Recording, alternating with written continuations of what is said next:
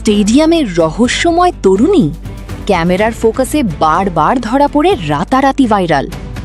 স্টেডিয়ামে খেলা চলছিল, কিন্তু হঠাৎ করেই দর্শকদের একাংশের নজর চলে যায় গ্যালারিতে বসে থাকা এক রহস্যময় তরুণীর দিকে।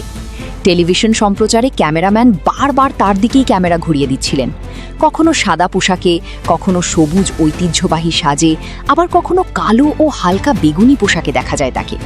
মুহূর্তেই তার ছবি ও ভিডিও সামাজিক যোগাযোগ মাধ্যমে ছড়িয়ে পড়ে। ভাইরাল হওয়ার পর অনেকেই জানতে চান কি এই তরুণী, তবে এখন পর্যন্ত তার পরিচয় সম্পর্কে কোনো নির্ভরযোগ্য বা আনুষ্ঠানিক তথ্য প্রকাশ করা হয়নি। সামাজিক মাধ্যমে নানা ধরনের দাবি ছড়ালেও সেগুলোর সত্যতা নিশ্চিত হয়নি। স্টেডিয়ামে উপস্থিত দর্শকদের অনেকেই খেলার পাশাপাশি তার দিকেই নজর রাখছিলেন। ফেসবুক, এক্স, টিকটক সহ বিভিন্ন প্ল্যাটফর্মে তার ছবি নিয়ে অসংখ্য পোস্ট, ভিডিও ও মন্তব্য দেখা যাচ্ছে।